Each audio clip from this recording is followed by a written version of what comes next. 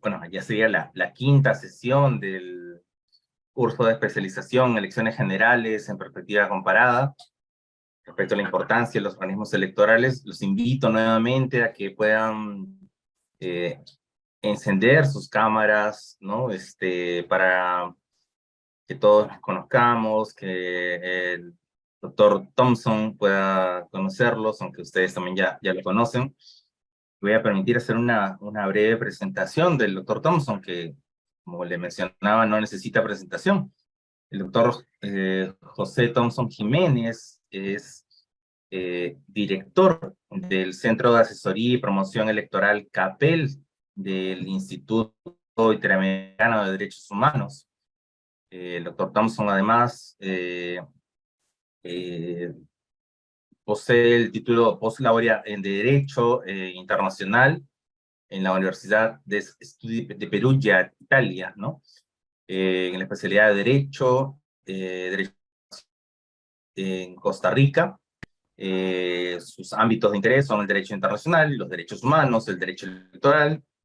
Ha sido director del Instituto Interamericano de Derechos Humanos, director del Centro de Asesoría y Promoción Electoral CAPEL. Es un docente con experiencia internacional.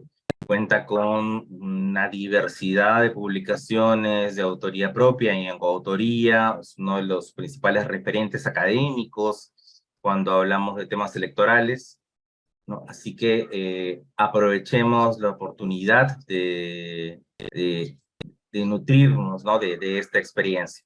Entonces, sin más preámbulo, yo los dejo con el doctor José Thompson, a quien agradecemos su atención.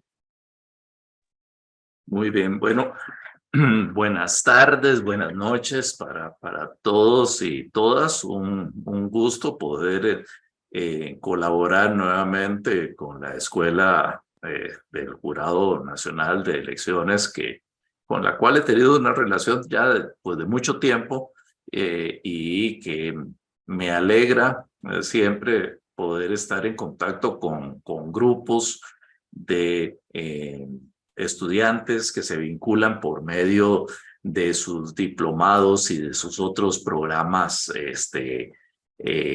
educativos y didácticos. Así que, como les digo, he estado por allá físicamente en varias oportunidades y pues ahora en estas condiciones que nos permite la virtualidad, pues también poder conversar un poco acerca de estos temas.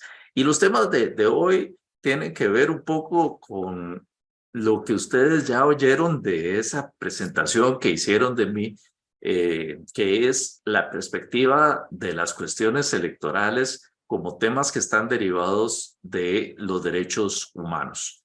Y este es un planteamiento que nos va a llevar a enfocar el día de hoy cómo están relacionados sobre todo los instrumentos internacionales. Pues ustedes podrán hacer el análisis de la Constitución del Perú y los instrumentos nacionales, pero cómo los instrumentos internacionales se refieren a los temas electorales, cómo se refieren a la democracia, qué relación hay entre democracia, derechos políticos, y eso lo vamos a enfocar fundamentalmente el día de hoy. Y vamos a hacer una visión que nos va a llevar de los instrumentos del sistema de Naciones Unidas a los instrumentos del sistema interamericano. El próximo martes 30 vamos a tener una sesión donde vamos a ver cómo los órganos de protección de derechos, tanto en Naciones Unidas como en el sistema interamericano, se han referido a los derechos políticos y a la democracia, es decir, qué han dicho en su doctrina, en sus resoluciones. Y el miércoles 31 vamos a hacer la relación de qué significa, cuál es el concepto de integridad electoral y cómo esto, pues no solamente significa la vigencia de derechos, sino la creación de condiciones para que esos derechos se puedan llevar efectivamente a la práctica.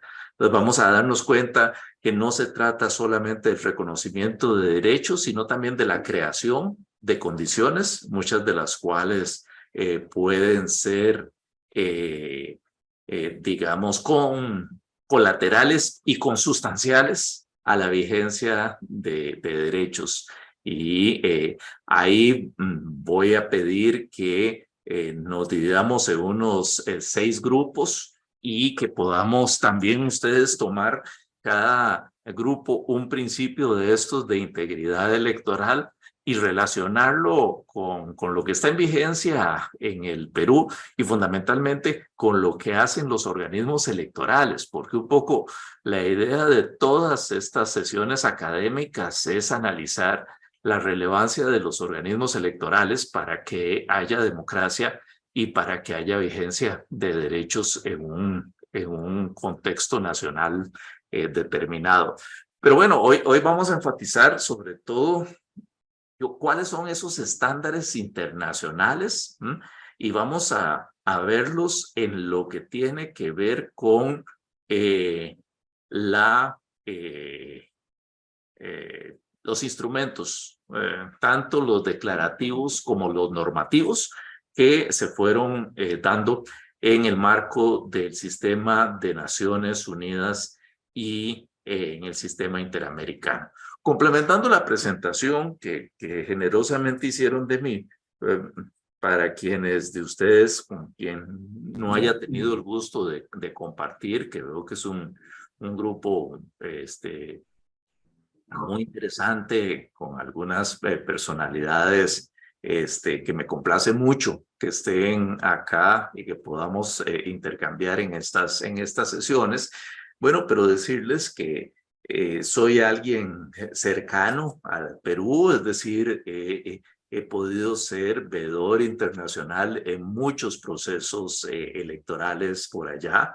Y también he acompañado una serie de aventuras académicas que se han desarrollado fundamentalmente en el marco del Jurado Nacional de Elecciones, que interpreta pues, muy bien su mandato educativo, pero también en instancias universitarias y también con los otros 2 órganos electorales que tienen ustedes allá en el Perú. De modo que les voy a pedir que ahora voy a compartir pantalla, entonces no es tan relevante que ustedes tengan las cámaras encendidas, pero cuando terminemos la presentación y tengamos todo el periodo de intercambio, pues sí les agradeceré si pueden prender las cámaras para que podamos pues vernos por pantallita que sea y poder intercambiar. Vamos a ver. Antes de iniciar las 3 sesiones que vamos a estar juntos, el postulado que quiero dejar con ustedes es la cuestión de las elecciones ya no es solamente un asunto de incumbencia de los estados y de sus ciudadanos. Hoy en día, la forma en que se hacen o no se hacen elecciones, la forma en la cual se permite o se veda la participación de las personas en la vida política y en un proceso electoral, la manera en la cual se atienden los reclamos de ciudadanos y agrupaciones políticas por una controversia que exista respecto de alguna disposición o alguna norma, todo eso ya no es solamente interés del Estado respectivo. Hoy en día, ese es un tema internacional. Y yo me he referido a esto en algún artículo llamándolo la dimensión internacional de la democracia y las elecciones. En otras palabras, ya si tenemos una democracia, si la tenemos plena de contenido o vacía de contenido, si hacemos los procesos electorales en concordancia con estándares establecidos al respecto o no, esto tiene consecuencias internacionales. Y esto es importante para ustedes como grupo, no solo porque pone en una dimensión diferente el hecho de cómo pensar, cómo resolver, cómo reclamar en el marco de un proceso electoral o de procesos políticos frente a una instancia determinada, sino que también les puede ser útil para ver recursos, mecanismos, caminos que no necesariamente ustedes habían percibido. En el pasado, mucho se decía que los temas electorales eran temas, digamos, que se resolvían plenamente en la jurisdicción interna de los estados. Hoy en día, y hoy lo vamos a plantear, el martes lo vamos a demostrar, no con uno, sino con muchos casos que quiero compartir con ustedes para que vean las diferentes facetas de cómo los derechos políticos están en la agenda internacional y en las resoluciones de órganos internacionales. Y finalmente, comprender que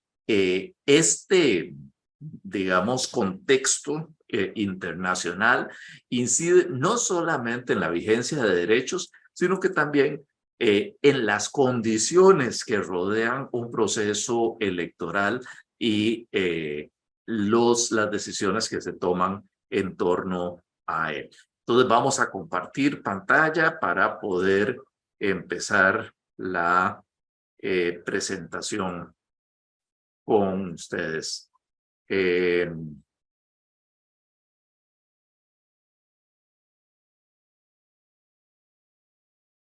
Ahí estamos. Si existe algún problema, por favor, alguien toma el micrófono y me avisa si es que no lo están viendo. A mí me da que está ahí sin ningún problema. Entonces vamos a proceder. Este es, digamos, el módulo tercero. Esta sería la sesión séptima. Y el día de hoy vamos a enfocar fundamentalmente lo que es la inclusión de los derechos políticos como derechos humanos en los sistemas internacionales respectivos.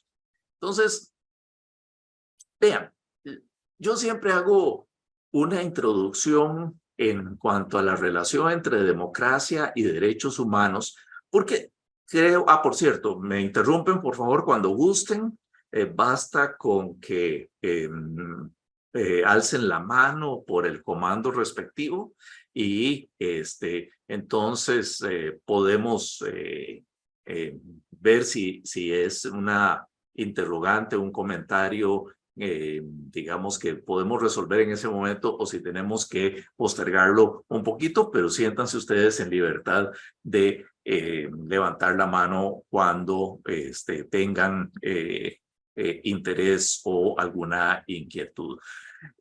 Vean, hoy en día es casi una frase hecha decir que hay una relación de interdependencia entre la democracia y los derechos humanos, pero pocas veces ustedes encuentran que esa frase, que ese concepto se profundice.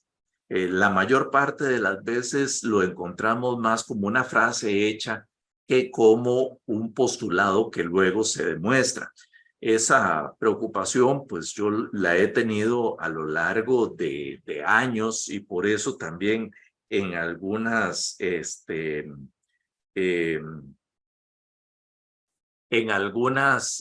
oportunidades, perdón, pero me están haciendo una consulta de alguien del mismo curso, entonces disculpen un segundito, nada más para que sepan que todos estamos en orden.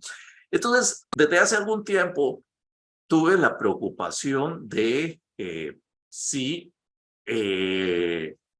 cómo se entiende esa frase cómo se puede aterrizar la frase de la relación entre democracia y derechos humanos de una manera mucho más, digamos, consistente, de una manera más plena de contenido y menos como una frase hecha. Los temas de la democracia y los derechos humanos no nacen al mismo tiempo. Esa es la primera aclaración que quiero dejar con ustedes. Por lo tanto, esa es una relación que se estableció con el tiempo, no es una relación de origen. Y es muy importante que esto lo tengamos en cuenta porque, digamos, si no, pensamos que es consustancial y no que es histórica, al punto de convertirse hoy en día en necesaria.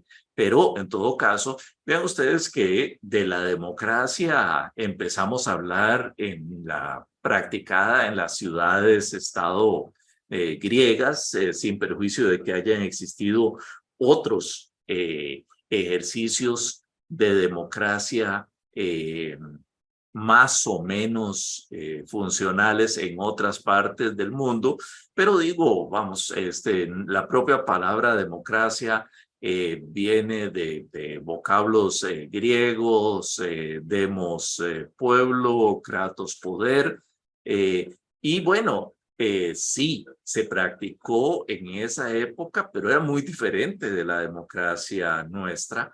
Si ustedes se ponen a pensar, tenía algunas características que son radicalmente distintas de la democracia como la conocemos hoy en día. En primer lugar, porque era una democracia directa eh, y si bien se votaba, pero los que votaban era ese grupo de ciudadanos.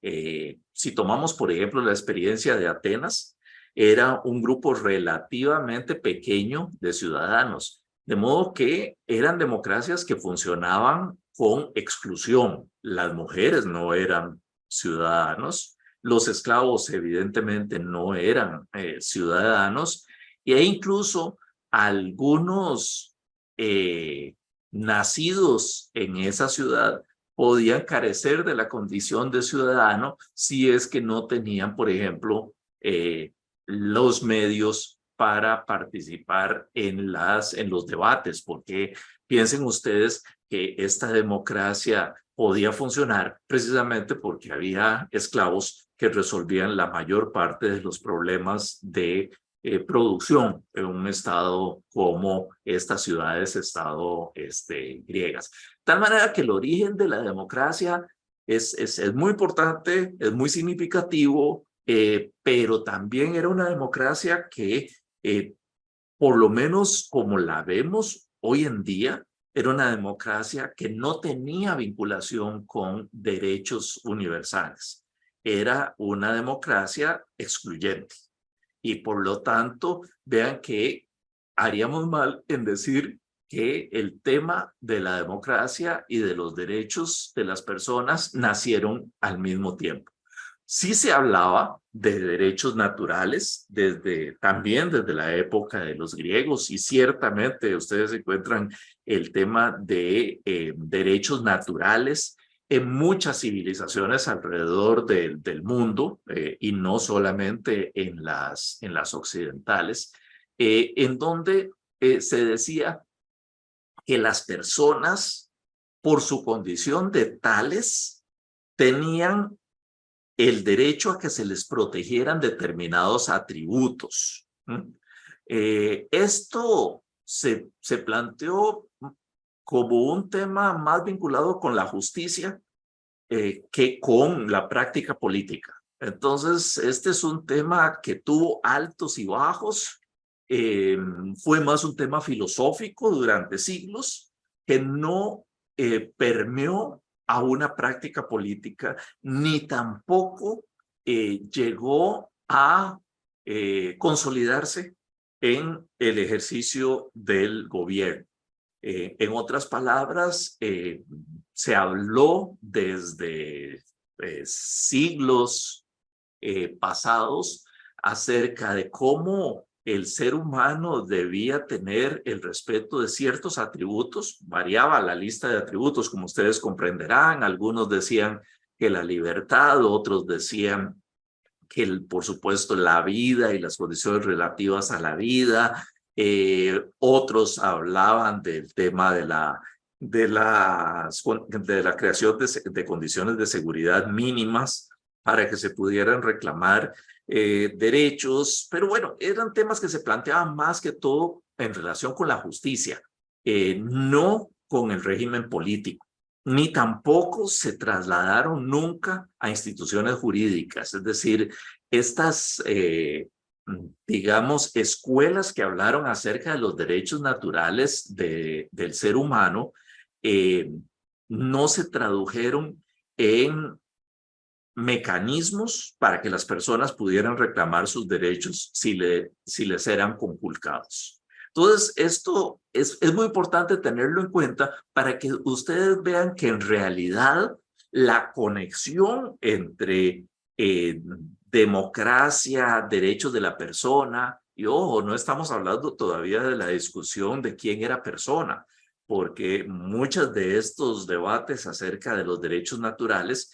se referían a una idea de la persona que era también muy excluyente, y donde las mujeres no eran personas, los menores de edad no eran personas, los esclavos o los extranjeros no eran personas.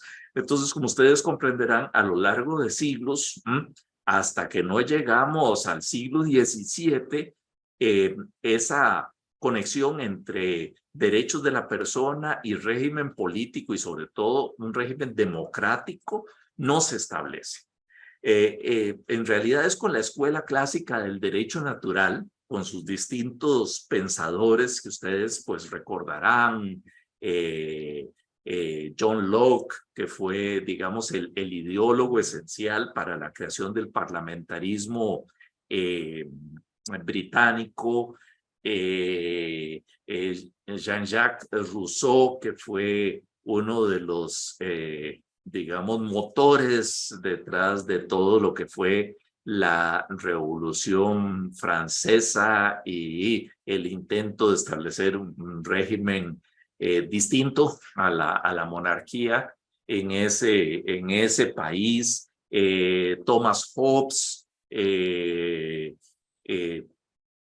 que nos dejó, por ejemplo, la idea de que el Estado puede ser concebido como un organismo enorme que al mismo tiempo también se alimenta y tiene una interrelación con las personas, o Montesquieu, que fue, digamos, el que nos legó la idea de la división de poderes y la importancia de los pesos y contrapesos en la democracia. Bueno, con estos autores que tienen una característica muy importante que quiero resaltar con ustedes. Estos autores son autores que defienden los derechos de las personas, todavía sin percibirlos demasiado universales, pero por lo menos los derivan de las personas por condiciones que sí son universales: la racionalidad o la existencia de una conexión entre los individuos y la sociedad. Entonces, ahí sí ya tenemos por lo menos la base de algo que luego va a potenciar que hablemos de derechos humanos como realmente algo con pretensión universal. Pero lo más interesante de la escuela clásica del derecho natural es que, llamándose así, es una escuela que, haciendo este planteamiento y diciendo, vean qué importante, diciendo, si el Estado, si el gobierno no respeta los derechos de los ciudadanos, ese gobierno se vuelve ilegítimo. Y ustedes recordarán que hasta hablan de la posible ruptura del contrato social y de la vuelta al estado de naturaleza, en donde no existía ningún poder por encima de las personas que forman parte de una colectividad política. Entonces, la escuela clásica además trasciende de lo filosófico y la escuela clásica se convierte en la base de pensamiento político. Y detrás de las grandes revoluciones que acabaron con la monarquía o que terminaron con la independencia digamos, de naciones tan importantes para el mundo como los Estados Unidos, digamos, el combustible que alimentó esos movimientos de ruptura con el pasado o de independencia, esa gasolina, ese alimento provino de la Escuela Clásica del Derecho Natural.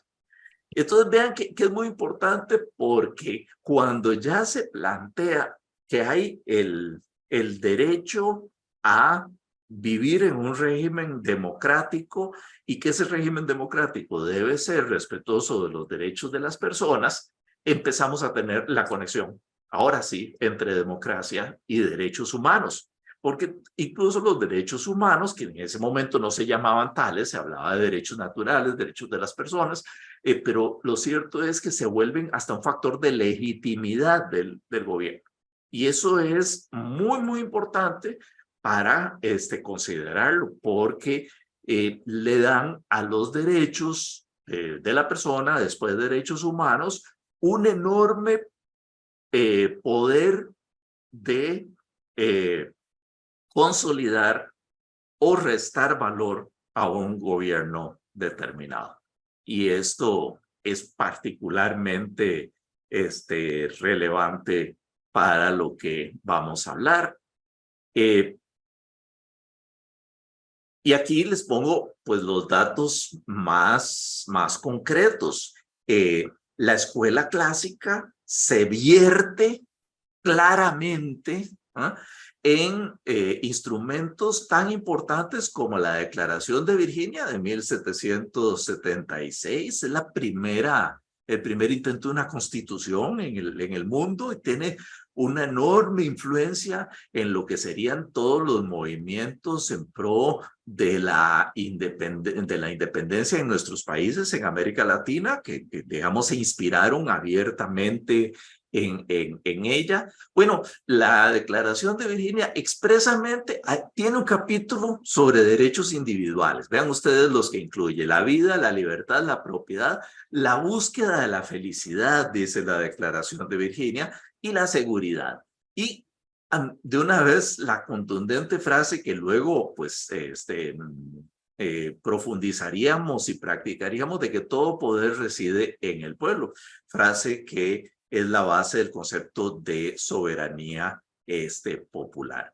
Y vean cómo también la declaración que hace la Francia revolucionaria, que ha tumbado a la monarquía y que ahora se instala en el poder, hace la Declaración de los Derechos del Hombre, también ya como una lista de derechos que cualquier gobierno debe respetar. Lo interesante de estos dos instrumentos es que, siendo instrumentos nacionales, inspiraron muchos movimientos internacionales. Y esto nos es muy relevante porque, sobre todo, digamos, la Declaración de Virginia va dando lugar a todo un movimiento que ahora nos parece muy natural en el mundo, pero que vean ustedes que es relativamente reciente, que es que los estados se den una constitución y que en esa constitución se incluya el respeto a derechos de las personas. Eso a nosotros nos parece muy obvio hoy en día, pero lo cierto del caso es que es un fenómeno relativamente reciente en la historia. Conforme la idea de darse una constitución se extiende por el mundo, ustedes comprenderán, se extiende también la idea de incluir en la constitución el reconocimiento de derechos. Esto va a tener importancia para más adelante para su, digamos, traducción en el plano internacional. Y la Declaración Francesa de los Derechos del Hombre tiene además un significado muy simbólico, que es que si bien es una declaración que surge en un contexto específico, histórico de Francia, aspira a ser universal, a diferencia de la Declaración de Virginia, que pues se centraba en la independencia de las hasta entonces colonias británicas en América. La Declaración de los Derechos del Hombre aspira a ser la representación de ideas que quieren trascender de un estado, un país, un contexto determinado. Y por eso es que la mezcla de las dos es terriblemente inspiradora, y ustedes lo encontrarán en muchas de las frases de nuestros próceres y de nuestros héroes que lucharon por la independencia, la inspiración en la escuela clásica del derecho natural y en estas dos poderosas declaraciones que además vean, sientan las bases para que los derechos y la existencia de un régimen democrático basado en la soberanía popular estén de la mano. Y esto pues tiene importancia para lo que estamos viendo. Ahora, a lo largo por lo menos de 2 siglos o casi 2 siglos más, el asunto de los derechos de las personas eh, se entendió que era un asunto de incumbencia interna de los estados. Tan es así que muchos lo consideraban un tema de soberanía nacional y se decían, bueno, en realidad los derechos de las personas que se encuentren en el territorio de un estado, pues depende de ese territorio, de qué diga su constitución, de cómo se comporten sus autoridades. Pero que fue un principio que yo les diría prevaleció en el mundo hasta 1945 y poco después, se cayó cuando, digamos, las atrocidades que ocurrieron en la Segunda Guerra Mundial y fundamentalmente los genocidios que tuvieron lugar en la Segunda Guerra Mundial, demostraron que ya no era posible confiar en que los derechos de las personas iban a estar siendo respetados por los estados y que era necesario tener alguien que también vigilara lo que los estados hacían respecto de la vigencia o no de derechos. Si ustedes se ponen a pensar, por ejemplo, la tragedia de las comunidades judías en países como Alemania, Polonia, en una cierta medida Hungría, en la Segunda Guerra Mundial, es que a estas personas se las privó de la propiedad, de la ciudadanía y finalmente hasta de la nacionalidad por el hecho de profesar una determinada fe, ¿no? La cual tampoco pareció interesar si era una escogencia de la persona o simplemente una herencia familiar. ¿Qué quiero decir con esto? Bueno, piensen ustedes que el nazismo fue exitoso porque logró convencer, por ejemplo, al pueblo alemán de que que eran sus conciudadanos, gente que había nacido en ese estado, en ese territorio, que eran sus vecinos, eran enemigos del Estado y que por lo tanto podían ser perseguidos, maltratados y hasta eliminados sin que nadie dijera nada.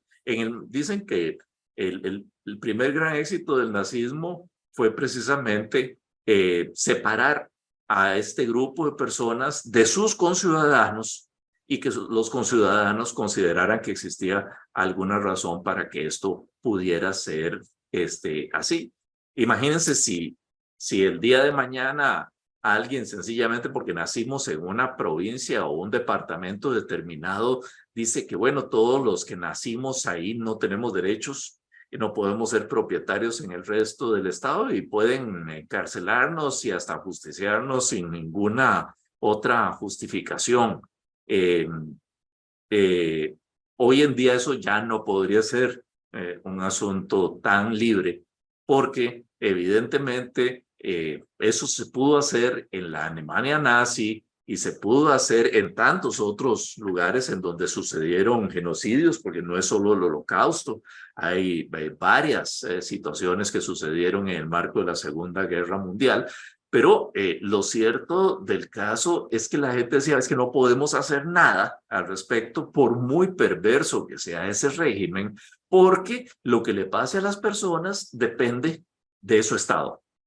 Entonces, esa idea se cae cuando termina la Segunda Guerra Mundial y, digamos, empieza a prevalecer internacionalmente la idea de que no es posible dejar en manos del Estado los derechos de las personas, porque puede ser que ese Estado se convierta en el violador de derechos y no el protector de derechos. Entonces, en 1948 hay hechos muy trascendentales que hacen que los derechos de las personas se conviertan en parte de la agenda internacional.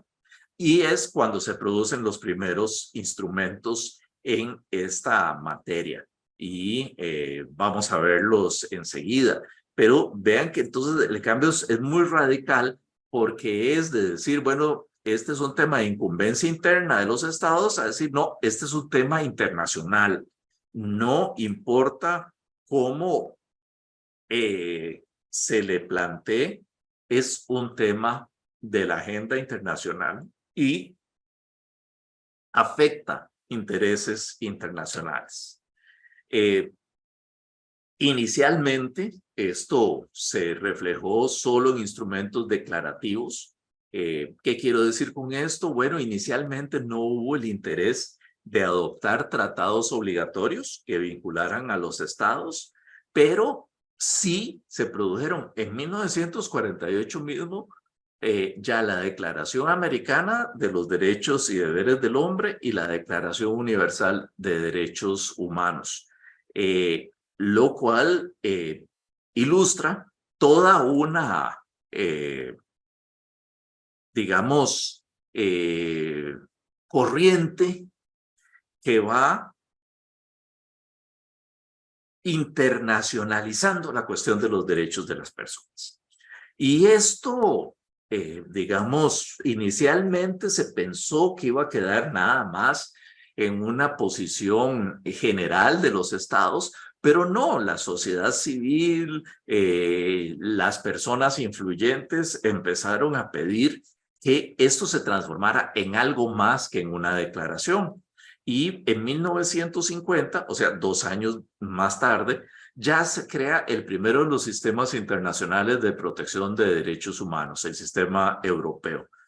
Hoy en día tenemos también el de Naciones Unidas, el sistema interamericano y el sistema africano. O sea, tenemos 4 sistemas internacionales de protección de derechos humanos.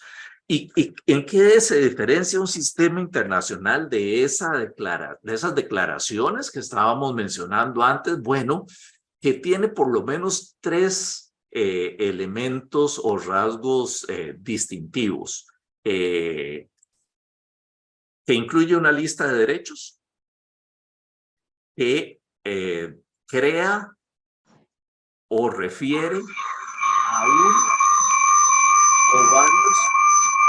Por favor, alguien está con el micrófono abierto, les ruego que por favor lo cierren. Gracias. Uno o varios órganos de protección, o sea, se crean órganos internacionales que tienen que ver si un Estado está velando por los derechos de las personas. Vean que eso es un paso trascendental, ¿no? Pues ya no es solamente decir que es un tema de agenda, es que aquí ya estamos creando órganos que velan por la integridad de estos derechos. Y también, y esto también es revolucionario, procedimientos para que las personas planteen denuncias en caso de que haya violaciones de estos derechos. Piensen ustedes lo importante de esto, en lo significativo que es, y las consecuencias que va a traer, pues, para lo que estamos viendo el día de hoy. Vean las fechas, cómo las cosas fueron avanzando. El sistema interamericano es incluso pionero respecto del de Naciones Unidas a la hora de volver visible la relación. Ahora sí ya empezamos la relación entre democracia y vigencia de derechos humanos. En la Carta de la OEA hay ya referencia a la democracia representativa y a los derechos individuales, aunque la formulación que ustedes ven hoy en día sea el producto de algunas reformas que se han hecho. Pero en todo caso, la Declaración Americana de Derechos del Hombre incluye la participación política en el elenco de derechos y la Universal también lo hace en el artículo 21. Ahora los vamos a ver en unos minutos.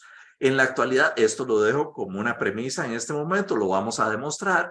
Es innegable que los derechos políticos son una categoría de derechos humanos y que tienen una dimensión internacional. Ya no es aceptable afirmar que lo que con ellos sucedan es asunto de incumbencia interna. Entonces, ¿qué quiero dejar acá subrayado, compartir mucho con ustedes? Bueno, que los derechos políticos son parte de los derechos humanos. Los derechos humanos no se agotan en los temas de libertad, de integridad física, de vida. Incluyen también derechos políticos. Y estos derechos políticos son precisamente los que le dan sentido y vida a la democracia. De tal manera que ahí ya tenemos un nexo absolutamente establecido entre las cuestiones electorales, porque las cuestiones electorales, a fin de cuentas, son mecanismos para hacer realidad los derechos políticos. Las cuestiones electorales no existen en un vacío. Existen porque los derechos políticos deben ser, digamos, ejercidos y respetados. En ese sentido, eso nos pone las cuestiones electorales, si ustedes se ponen a pensar en otro prisma, ¿no? Con otra luz, porque ya vemos que todos los temas de un proceso electoral pueden incidir en la vigencia de derechos. Y eso hace que los órganos creados para esos derechos, los instrumentos aplicables a esos derechos, puedan tener una incidencia y puedan tener algo que decir respecto de cómo es un proceso electoral. Y es un poco el sentido de estas tres clases que vamos a estar compartiendo. Veamos qué dicen los instrumentos internacionales. Dicen artículo 21 de la Declaración Universal. Primero vamos a ver digamos, lo que hay en el sistema de Naciones Unidas o, digamos, algunas de las cosas que hay en el sistema de Naciones Unidas. Van a ver que hay mucho más. Más adelante se los muestro. Pero bueno, veamos la famosa Declaración Universal de Derechos Humanos, que además este año pues alcanza sus 75 años y eso pues significa que tenemos que meditar acerca de qué significó en su momento y qué significa al día de hoy. Artículo 21. Toda persona tiene derecho a participar en el gobierno de su país, directamente o por medio de representantes libremente escogidos. Vean, ahí está la base de la democracia representativa y de la democracia participativa, si ustedes ven, porque dice derecho a participar directamente o por medio de representantes. Y ahí están los dos tipos de facetas de la democracia. Toda persona tiene el derecho de acceso en condiciones de igualdad a las funciones públicas de su país. Esto es sobre ejercicio de funciones. Y vean esta tercera idea. La voluntad del pueblo es la base de la autoridad del poder público. Vean, bebido directamente de la Escuela Clásica del Derecho Natural y de la Declaración de Virginia de Estados Unidos. Esta voluntad se expresará mediante elecciones auténticas que habrán de celebrarse periódicamente por sufragio universal e igual y por voto secreto u otro procedimiento equivalente que garantice la libertad del voto. Vean qué bien. Ahora ya no solamente el artículo se refiere a derechos políticos, que este es un artículo, digamos, de una formulación que vamos a ver que ha sido superada, pero vean que empieza a hablar de elecciones. O sea, relaciona directamente la vigencia de derechos y fundamentalmente de derechos políticos y la legitimidad del régimen, porque vean, la voluntad del pueblo es la base de la autoridad del poder público, pero esto tiene que ser mediante elecciones auténticas, periódicas, con sufragio universal e igual y por voto secreto u otro procedimiento equivalente. Ahí tienen ustedes elementos que ya ahora nos llevan a afirmar con certeza que las cuestiones de las elecciones tienen un vínculo esencial con la vida, la defensa y los procedimientos para restablecer los derechos de las personas. Y esto es algo que parece mentira. A veces nuestros propios gobiernos no lo terminan de comprender de esta manera. Más adelante se adoptó el Pacto Internacional de Derechos Civiles y Políticos. No se preocupen, no los y las voy a agobiar con instrumentos que podríamos pasar toda la noche en esto, pero sí escogí nada más el Pacto Internacional de Derechos Civiles y Políticos porque prácticamente todos nuestros estados somos parte de este pacto.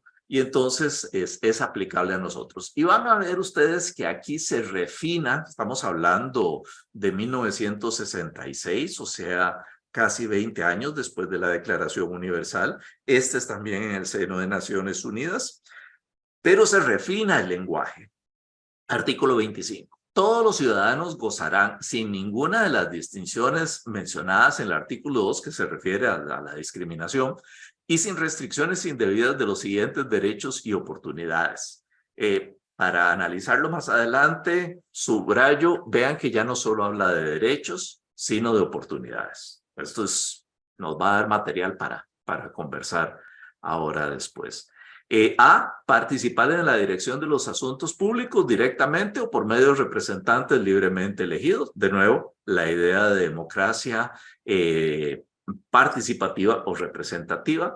B, votar y ser elegidos. Vean, ya se perfilan dos derechos, el derecho de sufragio activo y el derecho de sufragio pasivo, distintos, pero que se materializan en elecciones periódicas, auténticas, por sufragio universal e igual, con voto secreto que garantice la libre expresión de la voluntad de los electores. Vean cómo, digamos, refina la idea que ya estaba en la Declaración Universal. Tener acceso en condiciones de alta igualdad a las funciones públicas de su país. Bueno, si eso hacía el sistema de Naciones Unidas, vean todo lo que ha hecho después. Por eso les decía, si nos ponemos a repasar cada uno de estos instrumentos, yo les voy a dejar la presentación, por supuesto, con la gente de la escuela para que ustedes la puedan tener.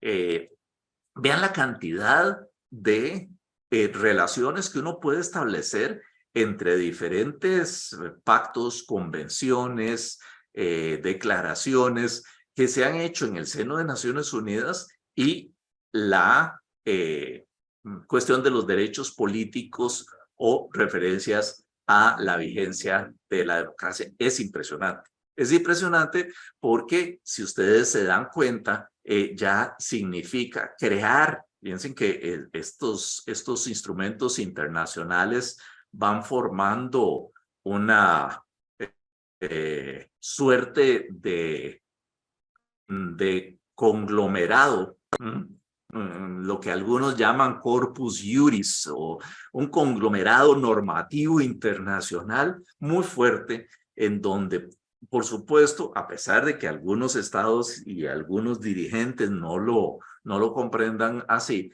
las cuestiones electorales y las cuestiones políticas tienen una dimensión internacional y pueden ser examinadas a la luz de esa dimensión internacional. En otras palabras, no se agotan en el sistema interno de los estados. Eso ya lo sabíamos para los derechos humanos, pero es muy importante entender ahora que los derechos políticos son fundamentalmente los que le dan sentido a todo el marco electoral y los que le dan legitimidad a un régimen democrático. Entonces vean cómo aquí ya tenemos sustancia. Mientras el sistema interamericano estaba haciendo estas cosas, ¿qué hacía el sistema interamericano de nuestra parte del mundo, del cual tanto en el Perú como acá en Costa Rica, desde donde tengo el gusto de conversar con ustedes, formamos parte? Bueno, ¿qué se hacía en esta parte del mundo? No que no formemos parte del sistema de Naciones Unidas también, pero ahora vamos a ver que esto, digamos, es armónico y no contradictorio.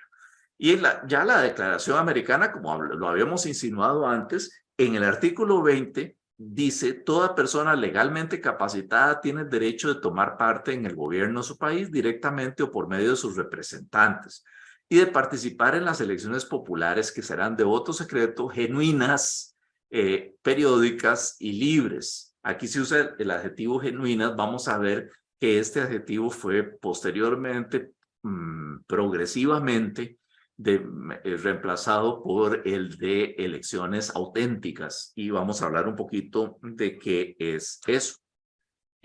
Lo importante es que así como en Naciones Unidas se empezaron a adoptar tratados obligatorios en materia de derechos humanos, y estos incluían los derechos políticos. En el caso del sistema interamericano, tenemos que recién en 1969 pasamos de esa declaración tan general que acabamos de ver a un tratado obligatorio, que es la Convención Americana sobre Derechos Humanos. ¿Y por qué es obligatorio? Porque vean que tiene unas disposiciones que no tenían esas declaraciones. Dice: los estados partes en esta convención se comprometen a respetar los derechos y libertades reconocidos en ella y a garantizar su libre y pleno ejercicio a toda persona que esté sujeta a su jurisdicción, sin discriminación alguna por motivos de raza, color, sexo, etcétera, etcétera. Si el ejercicio, dice el artículo 2, de los derechos y libertades mencionados en el artículo 1 no estuviera ya garantizado por disposiciones legislativas o de otro carácter, los estados partes se comprometen a adoptar, con arreglo a sus procedimientos constitucionales y a las disposiciones de esta convención, las medidas legislativas o de otro carácter que fueren necesarias para hacer efectivos tales derechos y libertades. ¿Qué quiere decir este segundo artículo? Bueno, que los estados, cuando llegan a formar parte de la Convención Americana sobre Derechos Humanos, no solamente se comprometen a respetar los derechos que están contenidos en esta convención, sino que además se comprometen a adoptar todas las disposiciones y medidas que sean necesarias para hacer efectivos tales derechos. Esto va a ser muy importante por todo lo que vamos a estar hablando en estas 3 sesiones, porque digamos, respetar los derechos políticos no es algo que se logra simplemente con declararlos. Hay que crear las condiciones para que estos derechos se den. Y bueno, en eso es en lo que estamos, porque todo el aparataje electoral, todas las normas que ustedes en el Perú han desarrollado, los organismos que han creado, todas las condiciones por las cuales se rigen la creación de partidos políticos, las normas para una contienda, etcétera. A fin de cuentas, todo ese entramado adquiere sentido en función de la vigencia de los derechos políticos de las personas. Y vean que es una óptica distinta de la que normalmente, digamos, cuando estudiamos los temas electorales nos presentan. ¿Qué dice la Convención Americana en particular sobre derechos políticos? Y ahí les hago algunos subrayados para que ustedes vean, digamos, temas en los que podemos profundizar y en los que, de nuevo, pues, nos podríamos quedar toda la noche, pero les prometo que no va a ser así. Primer lugar, todos los ciudadanos, vean que no dice todas las personas, los derechos políticos están más restringidos que otras categorías de derechos humanos. Entonces, por ejemplo, ya sabemos, los menores de edad no tienen una ciudadanía plena y por lo tanto no deberían o pueden no gozar de los mismos derechos y oportunidades que la plena ciudadanía. Pero eso para que ustedes vean la expresión ciudadanos y noten que esta es una categoría que no es igual a la del resto de los derechos que están contenidos en la Convención Americana. La segunda cosa que les hago notar es que habla de derechos y oportunidades. Luego, ya esto lo mencionamos, pero vamos a ver que esto tiene sus consecuencias. De nuevo habla de democracia directa o representativa en el inciso A. Y ahora vean ustedes, no solamente nos vuelve a diferenciar entre los dos derechos, el de elegir y el de ser elegidos, sino que ahora las elecciones nos las llena de adjetivos. Dice periódicas, auténticas, vean cómo empieza a aparecer el adjetivo auténticas más que genuinas, realizadas por sufragio universal e igual y por voto secreto que garantice la libre expresión de la voluntad de los electores. Vean cómo se va apareciendo también mucho más lo que dice la Convención Americana a lo que dice el Pacto Internacional de Derechos Civiles y Políticos, a diferencia de las declaraciones que cada una pues venía por su lado. Hice de tener acceso en condiciones generales de igualdad a las funciones públicas de su país. Que sobre esto vamos a poder conversar, sobre todo el martes, de cómo este tema también, de cómo se ejercen las funciones públicas, cómo se pueden garantizar, digamos, que alguien elegido pueda llevar adelante su mandato, pues ha terminado también en conocimiento de la Corte Interamericana de Derechos Humanos y qué ha dicho al respecto. Y dice, la ley puede reglamentar el ejercicio de los derechos y oportunidades a que se refiere el inciso anterior exclusivamente por razones de edad, nacionalidad, residencia, idioma, instrucción, capacidad civil o mental, o condena por juez competente en proceso penal.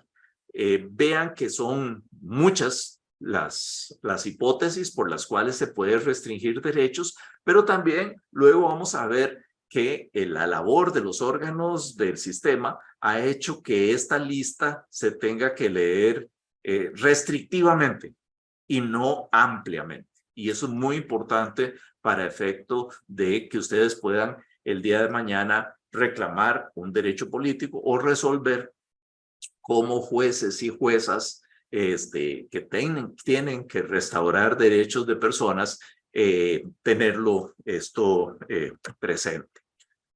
Consecuencias que de este artículo 23 nos vamos a olvidar de todos los demás, nos vamos a concentrar en el artículo 23 de la Convención Americana porque es cercano, porque es, digamos, un artículo que tiene una sustancia que nos puede permitir entender qué significa que los derechos políticos sean derechos humanos. Bueno, la primera es una que no necesariamente todos ven de la misma manera, pero que está ahí. Los estados tienen la obligación, si quieren cumplir con ese artículo 23, tienen la obligación, porque para respetar derechos tiene que haber obligaciones en la parte de alguien más, tienen la obligación de crear un sistema electoral, el cual debe garantizar las características que este artículo le exige a las elecciones. En otras palabras, ese sistema, ese régimen electoral debe generar elecciones que sean periódicas, auténticas, por sufragio universal e igual y por voto secreto. Cada vez, yo he estado de observador en más de 100 procesos electorales y fíjense que cada vez que alguien por ahí, porque nunca falta quien haga la reflexión, bueno, un observador internacional sobre qué base puede opinar sobre los procesos electorales de los distintos países. Bueno, yo siempre les digo, bueno, empezando por el artículo 23 de la Convención Americana, de derechos humanos, porque las elecciones no pueden ser cualquier votación. Tiene que ser una elección periódica, tiene que ser auténtica, tiene que aspirar al sufragio universal e igual y tiene que respetar el voto secreto. Y esas son características, cada una de las cuales que requiere un desarrollo importante en términos de normas e instituciones. Y si ustedes se ponen a pensar, al día de hoy, muy a menudo las grandes controversias en materia electoral tienen que ver con alguno de estos adjetivos en el fondo. La segunda reflexión que quiero compartir con ustedes, ya se las había mencionado, pero es que no solamente se establecen derechos, sino también oportunidades. Y esto no lo van a encontrar ustedes en muchos artículos de derechos humanos. ¿Por qué establece oportunidades? Aquí me acompaña un buen amigo y un excelente tratadista en esta materia, que es Alberto Dalavía, también un distinguido miembro de la Cámara Electoral en Argentina, y él ha elaborado mucho sobre qué significa esta palabra, oportunidades. Para fines de este módulo en que estamos trabajando hoy, es importante retener esta idea. No solamente se establecen derechos políticos, sino se exige que los estados brinden oportunidades para que las personas puedan elegir y ser elegidas. ¿Y qué quiere decir oportunidades? Vean, aquí está la base para uno de los temas de nuestro tiempo, ¿ah? Las condiciones de equidad electoral. Si existe equidad en la contienda, y esto pues significa acceso a financiamiento, significa acceso a medios, etcétera, etcétera, etcétera. Entonces, es una palabra que tiene unas enormes implicaciones, porque recuerdo una vez una pregunta que se le hacía a alguien allá en el Perú, en una encuesta en el marco de un proceso electoral, y bueno, esta persona decía, no, hoy en día existen las condiciones para que se respete la votación, pero a veces antes no hay igualdad entre quienes participan en el proceso. A eso se refiere el término oportunidades. Y por eso es importante tenerlo en cuenta.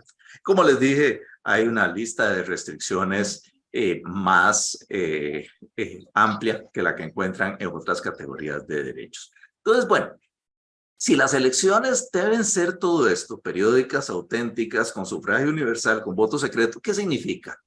Aquí nada más les estoy dando un ejemplo. Como ustedes comprenderán, desagregar esto en todas sus consecuencias, pues es prácticamente construir los sistemas electorales de nuestros países.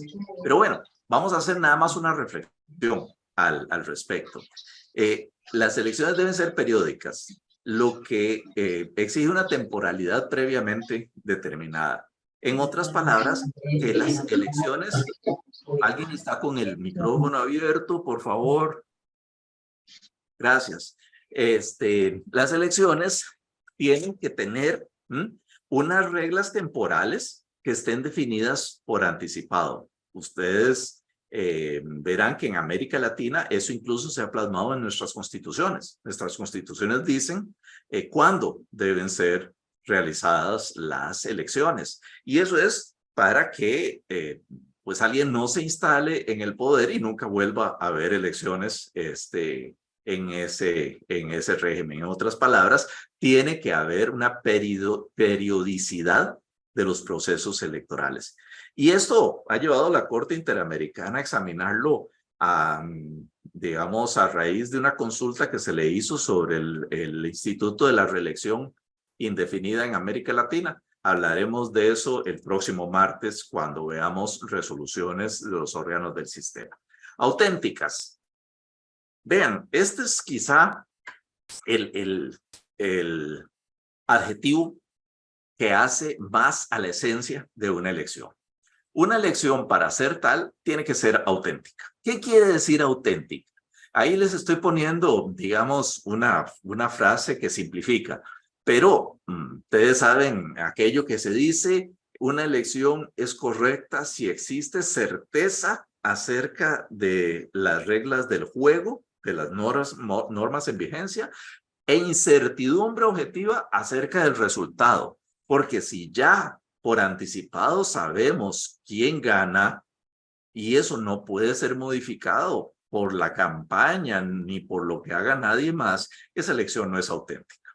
Y es precisamente lo que algunas personas y grupos se han quejado de ciertos países de nuestra América Latina, en donde independientemente de que haya una votación, la elección no es auténtica porque ya se sabe quién va a ganar esas elecciones y se sabe con absoluta certeza. Es decir, no hay ninguna posibilidad de que las elecciones las gane alguien más. Bueno, por eso es la importancia del adjetivo auténticas.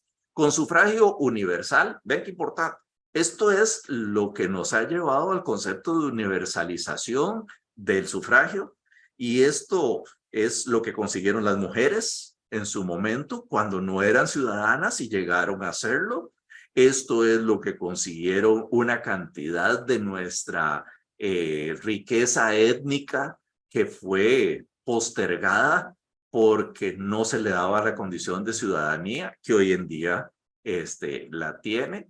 Recuerden que incluso en países como Estados Unidos existía el expediente muy nefasto de pedirle a las personas cuando llegaban a votar que recitara algunos artículos de la Constitución norteamericana o de la legislación, con lo cual, por supuesto, las personas analfabetas o las personas con un grado de instrucción bajo, pues no podían, digamos, cumplir con ese requisito, y de esa manera nefasta y terrible se les negaba el ejercicio del sufragio. Hoy en día eso es absolutamente inaceptable. Y voto. Bueno, fíjense que lo de la universalización del sufragio ha llevado también a la preocupación de si pueden votar los nacionales en el exterior, de qué modo facilitamos el ejercicio del sufragio. Esto tiene grandes implicaciones. Aquí, como les pongo, hasta la existencia misma de un registro electoral que tenga un mínimo margen de error. Nunca va a tener cero de margen de error, pero que tenga un mínimo margen de error es esencial para que podamos hablar de que estamos respetando los derechos políticos con sufragio universal, porque si no, estas exclusiones nos empiezan a desvirtuar lo que estamos haciendo. Y con voto secreto, vean ustedes, esto, digamos, está a la base de todos los mecanismos que hemos diseñado, la forma en que hacemos la papeleta, dónde colocamos las urnas, cómo se monta el puesto de votación, cómo pueden existir representantes de los partidos o movimientos políticos, cómo debe capacitarse los miembros de mesa. Es un amigo mío que fue por muchos años, ya murió, presidente de la Corte de Uruguay, decía que si a él lo ponían a escoger, esta era la garantía más importante para un proceso electoral, que las otras eran esenciales para la democracia, pero que nuestros procesos electorales se habían blindado para buscar proteger el voto secreto. De tal manera que ahí lo tienen ustedes. Y esto es sacándole apenas una pequeña punta. Ustedes comprenderán que esto tiene muchas más repercusiones, y comprenderán también mi respuesta a esa pregunta de con base en qué un observador internacional puede opinar acerca del proceso en un país que no es el suyo. Además, yo estuve en esta oportunidad en América Latina y en las Américas en general. Se adoptó la Carta Democrática Interamericana. Septiembre del 2001 en Lima, y aunque tiene sus limitaciones, yo no les voy a mentir. El próximo martes, por cierto, tengo que estar en una actividad que organiza la OEA para conmemorar el ya haber alcanzado mucho más de los 20 años de la Carta Democrática Interamericana. Y por supuesto es un momento para relevar lo importante que es la Carta Democrática Interamericana. También es un momento para reflexionar cómo, teniendo una Carta Democrática en la región, hemos tenido las regresiones que vemos en varios de los países vecinos y cómo esta carta, pues si bien es un referente, no ha podido evitar que esas regresiones se produzcan. Es muy importante, vean, esta se adoptó el mismo día de los ataques terroristas contra las Torres Gemelas y el Pentágono en Estados Unidos. Fue muy impactante porque, como les decía, yo estuve ahí, tuve el gusto de participar en esas reuniones que acabaron con la adopción de la Carta Democrática Interamericana, y también fue muy impactante ver cómo ahí estaba el secretario de Estado de Estados Unidos y cómo tuvieron que adelantar la firma porque tenía que regresar ante la emergencia de lo que estaba sucediendo en suelo norteamericano, que tenía que regresar a su país. Muchos de los que estábamos ahí digamos, en el mismo hotel donde se hizo esta firma, vimos en vivo el choque de los aviones contra las torres gemelas en Nueva York. Y es un momento indudablemente impactante. Pero vean, así como fue un momento terrible por eso, fue un momento de esperanza por esto. La Carta Democrática Interamericana es el primer instrumento internacional de defensa colectiva de la democracia. Esto, como les digo, no ha funcionado como se esperaba, pero en ninguna parte del mundo se ha planteado de la forma que la Carta Democrática Interamericana lo indica, que la democracia es en realidad un derecho de las personas y de los pueblos de la región y que corresponde a todos la defensa de la integridad de la democracia. Pero también hace muy evidente la relación entre derechos humanos y vigencia de la democracia. Y si bien este no es un tratado obligatorio, y eso es parte de las, digamos, de las particularidades que tiene, que a veces le pueden restar eficacia, se le ha reconocido un valor en cuanto a ser complementario a la interpretación de los derechos políticos. Vean lo que dijo la Corte Interamericana en el caso San Miguel Sosa y otras contra Venezuela. Este instrumento jurídico es una norma de interpretación auténtica de los tratados a que se refiere, pues recoge la interpretación que los propios Estados miembros de la OEA, incluyendo los Estados parte en la Convención, hacen de las normas atingentes a la democracia, tanto de la Carta de la OEA como la de esta. Entonces, ya tampoco podemos decir que la Carta Democrática sea solamente un instrumento declarativo, puesto que la Corte Interamericana le está adjudicando el valor de una norma de interpretación auténtica de los tratados, es decir, la Convención Americana sobre Derechos Humanos y la Carta de la OEA.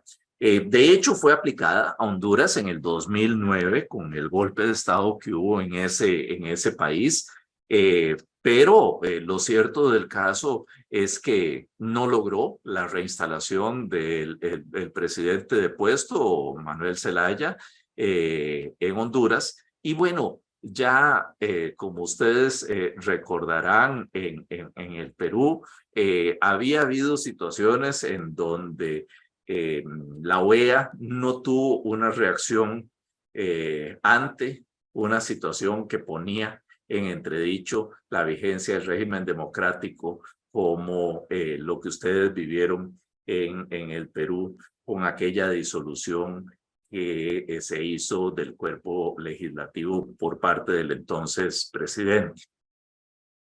Vamos a ver, si los derechos políticos son derechos humanos, yo no se preocupen, no he visto manos levantadas, pero voy a terminar en un ratico y tenemos amplio espacio para que ustedes puedan plantear cualquier tema, digamos, de debate, cualquier inquietud, cualquier comentario o cualquier deseo de que profundicemos en lo que estamos viendo. Pero aquí hay algo que es de lo que yo creo que es más útil para todos ustedes y para todos los que nos interesamos en elecciones y en procesos electorales.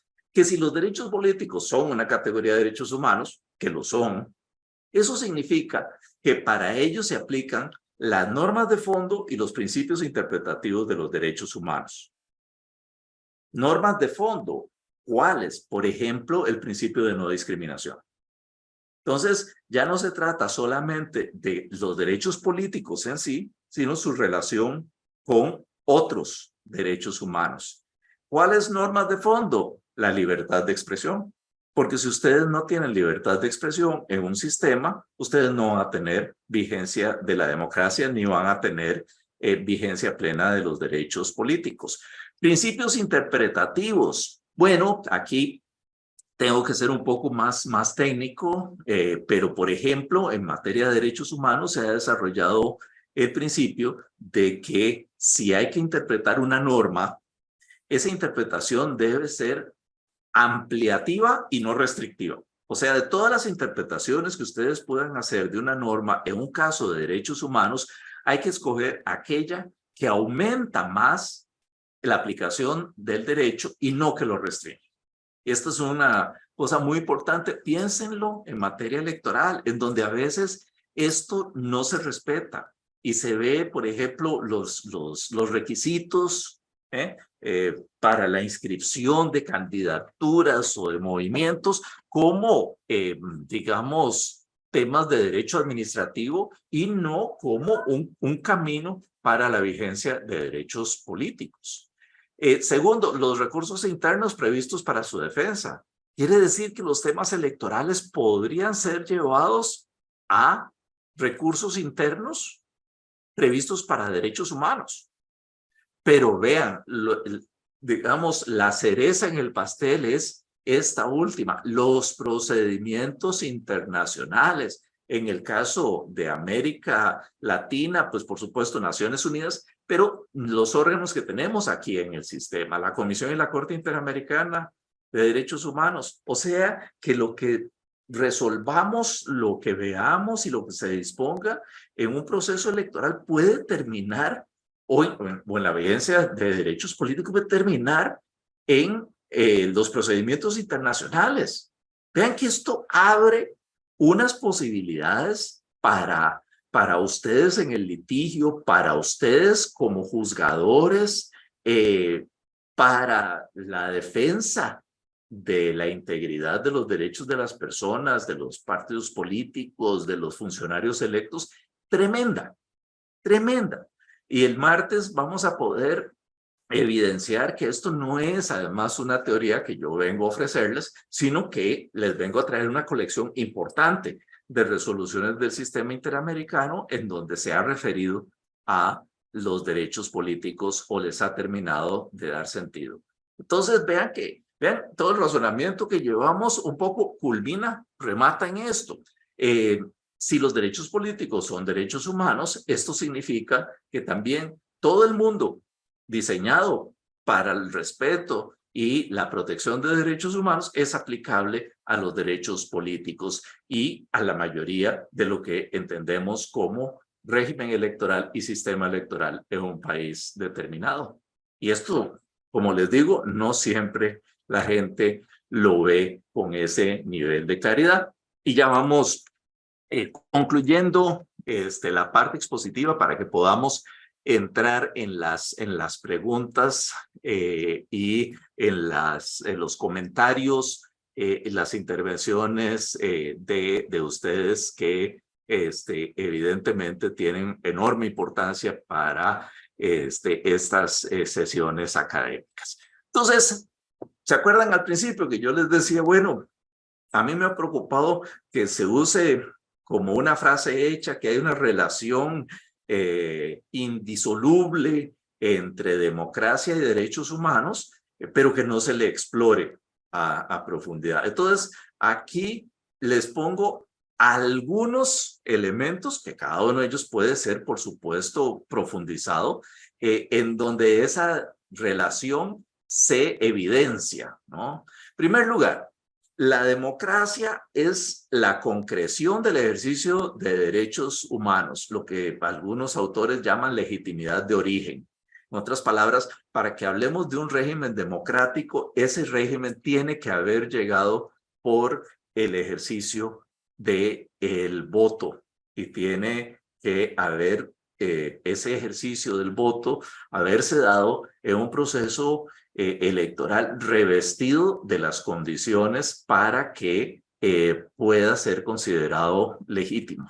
Entonces, de ahí tenemos la primera, digamos, relación. La democracia misma necesita del ejercicio de derechos humanos para ser calificada como legítima. Segundo, este es uno que a mí me gusta en particular, mucho más complejo, por supuesto, a la hora de investigarlo y analizarlo, que es que no solamente los derechos son importantes para la legitimidad de origen, sino que un régimen que está en el poder, sí quiere gobernar democráticamente, porque vean que no es solo llegar democráticamente, sino gobernar democráticamente, debe ser un régimen con una predisposición, digamos, esencial y comprometida respecto de los derechos de las personas. Y vean que esta no es una idea especialmente nueva. ¿Se acuerdan? La Escuela Clásica del Derecho Natural decía, si un régimen no respeta los derechos de las personas, entonces ese régimen carece de legitimidad y puede romperse el contrato social y volverse al estado de naturaleza. Bueno, esto lamentablemente se nos olvida mucho en las democracias latinoamericanas, que no es solamente llegar por el ejercicio de derechos, sino que también hay que gobernar democráticamente y tener el respeto de los derechos de las personas como eje de la acción pública. Los derechos humanos son también precondición de la democracia. Mencionamos la libertad de expresión. Vamos a ver el martes varios casos en donde el sistema interamericano ha podido profundizar esta idea, pero evidentemente votar y ser elegidos si no hay libertad de expresión se vuelven ritos que no están, digamos, completos en su sentido. Los derechos humanos son hoy en día un lenguaje común internacional, eso que mencionamos, que surgió después de la Segunda Guerra Mundial, y por lo tanto se ha creado una dimensión internacional que abarca también la democracia y las elecciones. Y ya no podemos sostener que sea un asunto interno de los estados. En otras palabras, cómo sea la democracia de un país y cómo se realicen las elecciones en ese país es algo que interesa a la comunidad internacional y no solamente a ese país y a esa ciudadanía.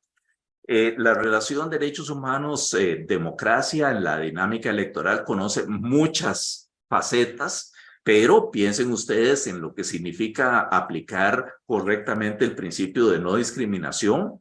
Piensen, por ejemplo, cuánto tiempo pasó antes de que se comprendiera que el voto de las personas con discapacidad física exige que se creen condiciones para que las personas con discapacidad física puedan acudir a los centros de votación y puedan ejercer el sufragio. Esto pues significa evidentemente aplicación del principio de no discriminación y ciertamente es algo que vamos descubriendo cada vez más con el tiempo. ¿Y cuál democracia? Sobre esto vamos a conversar bastante el martes y el miércoles. Bueno, no es solamente una democracia en donde haya elecciones. Debe ser una democracia auténtica con Estado de Derecho, en donde el poder se someta al derecho, en donde exista separación de poderes, en donde exista respeto a esa separación de poderes, en donde existan posibilidades de que las personas defiendan ese Estado de Derecho y una democracia en la cual pueden tener lugar tanto la faceta representativa como la faceta participativa. Esto, la Carta Democrática Interamericana que les mencionaba hace un poco, lo plantea adecuadamente. ¿Cuál es la democracia participativa? Bueno, la que ejercemos a nivel comunal, pero también y sobre todo la que se ejerce por vía del referéndum, la consulta popular, la revocatoria de mandato y otros ejercicios de democracia directa. Entonces, una democracia en plena interrelación con los derechos humanos es una democracia en la cual hay un estado efectivo de derecho. Y estas son ideas que les dejo porque ustedes comprenderán que no están completas, ¿no? Es decir, son para compartir con ustedes, la exploré en algunas publicaciones, pero es para reflexionar y llevar más allá el tema de la relación entre democracia y derechos humanos para que no sea solamente una frase hecha. Y aquí dejo la presentación. Espero haberles dado elementos suficientes para la reflexión. Sobre todo espero haberles mostrado a ustedes algo que, digamos, un poco es el propósito de todo este módulo, de ver en otra luz, con otros ojos, con otro lente, las cuestiones electorales, no verlas solamente como un procedimiento administrativo, sino como mecanismos para la vigencia de derechos humanos o no, fundamentalmente de derechos políticos. Pero también comprender que si no las vemos así, puede ser que terminen en el ámbito de una entidad de derechos humanos y pueda ser revisado por esa entidad con esa óptica de aplicación y vigencia de derechos políticos. Quedo a la orden de ustedes para preguntas, comentarios y cualquier tema que quieran plantear. Ahí veo a Mariam y a Mirta. Perdón que las trate por el nombre, pero es lo más cómodo, entonces no es falta de respeto. Y a Delia, que me siento muy honrado de que usted esté participando en el marco de estas jornadas, realmente. Mariam, por favor. ¿Cómo está? ¿Qué tal? Buenas noches. Discúlpame que no prenda la cámara, pero tengo el perro aquí dando vueltas, así que se vaya a lanzar a la pantalla en cualquier momento, pero en todo caso, quería preguntarle a manera de reflexión o análisis con respecto a algo que hemos venido escuchando, sobre todo después de que la Corte Interamericana de Derechos Humanos y Human Rights Watch presentaran unos informes. Y habían algunas voces que decían que pues no había que prestar atención a estas recomendaciones, que más bien se estaban con sus recomendaciones quizá inmiscuyendo, ¿no? en el trabajo que hace en todo caso el Congreso o el país, ¿no? Entonces, ¿cómo podemos tomar realmente, por un lado, esto que nos dicen estas voces, estos actores, y al mismo tiempo cómo es que debemos tomar estas recomendaciones o estos puntos o conclusiones que nos presentan estos organismos en sus informes?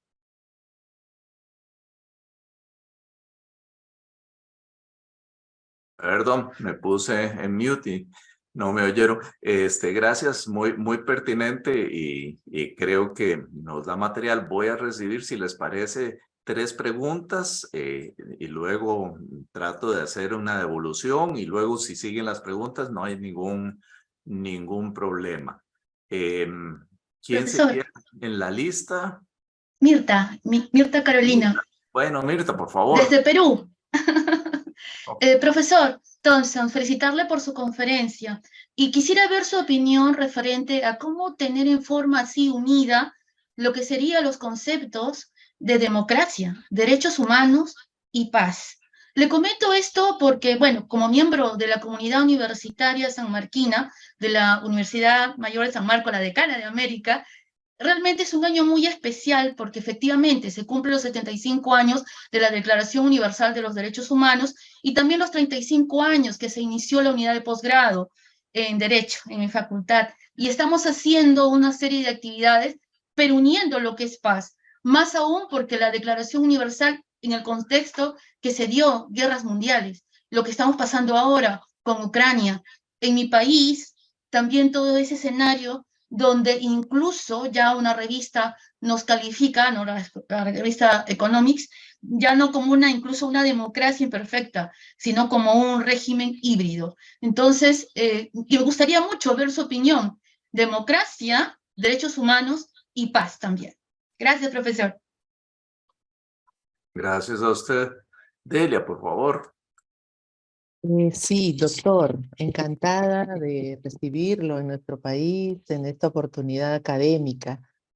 Muy buena su exposición y a mí me motiva comentar y a la vez también hacerle una pregunta desde su experiencia, amplia experiencia en la materia, sobre la legitimidad de ejercicio, ¿verdad?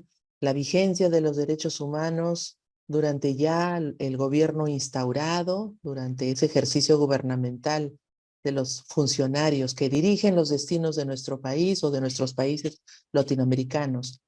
¿Cómo compatibilizar, cómo resolver las situaciones o las coyunturas que se viven? No me voy a referir específicamente a nuestro país, sino que hay diversas experiencias nacionales en los países hermanos de Latinoamérica que están viviendo esa situación, que los derechos humanos no son precisamente pues priorizados o no son respetados en esa legitimidad de ejercicio que se debe dar, que se debe plasmar. Entonces, ¿qué soluciones, qué vías para resolver esa situación en la que debería ser congruente, ¿no? Debería ser causa-efecto? Si el pueblo o la población, la ciudadanía es la que ha llevado a esas personas en una legitimidad de origen, la de ejercicio debería ser, ¿no? Una consecuencia lógica de que esos derechos humanos también sean respetados y sean priorizados. Sin embargo, no se da. Entonces, ¿cómo, qué fórmulas o de qué manera? Es un tema complejo, lo sé.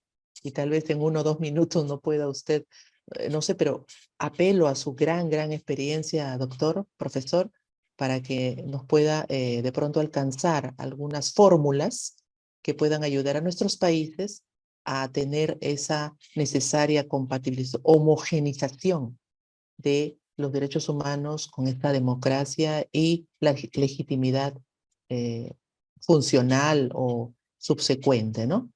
Así es. Bueno, muchas gracias. Tres preguntas para una reflexión que podría ser muy larga y muy profunda, como ya nuestra última participante nos lo dijo. Es decir, esto no necesariamente lo vamos a poder resolver en unos minutos, pero déjenme ofrecer algunas reacciones y les agradezco profundamente las preguntas porque permiten ilustrar algunos segmentos de lo que estuvimos discutiendo y tal vez llevarlos un poquito más allá.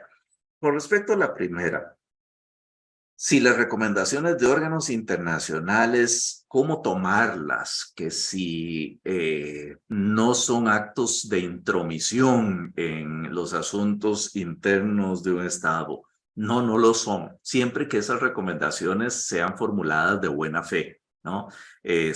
Y recuerden que en esto, digamos, tenemos muchos grupos a nivel internacional.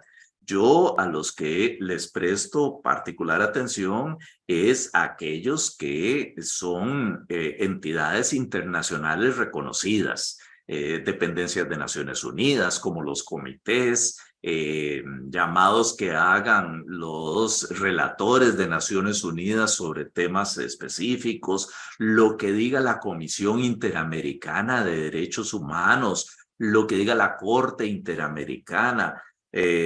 ¿Por qué? Porque estas son entidades que no responden o no deben responder a los intereses específicos de un grupo político determinado.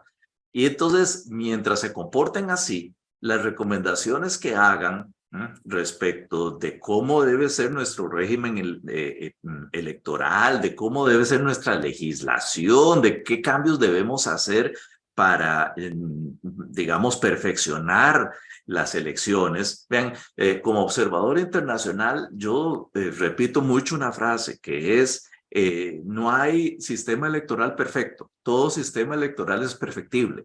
Y entonces, si nos pueden ayudar con observaciones y recomendaciones a que tengamos cada vez un mejor régimen electoral, hay que atender esas recomendaciones. Y eso de escudarse en que es un tema de incumbencia interna, ya vieron que las primeras, el primer rato de mi presentación me encargué de demoler esa idea. Es decir, ya no existe, ya no es sostenible válidamente el hecho de que la forma en que se viva una democracia y la forma en que se estructure un proceso electoral es asunto solo de ese Estado. No, es que no, ya no. Ya no, ya ahora el tema de los derechos de las personas es un tema que le incumbe a la comunidad internacional y por lo tanto, mientras sean bien intencionadas, esos comentarios y esa retroalimentación hay que prestarle atención. Tal vez no todo se pueda evacuar de la misma manera, es decir, sabemos que vivimos en lo que llama la realidad de la política interna, ¿no? A veces las mejores intenciones topan con obstáculos derivados del funcionamiento de los órganos políticos en nuestros países. Pero descartar una recomendación internacional sustentada, hecha de buena fe, simplemente porque queremos defender nuestra soberanía, eso es algo del pasado. Y realmente es digamos, desactualizado.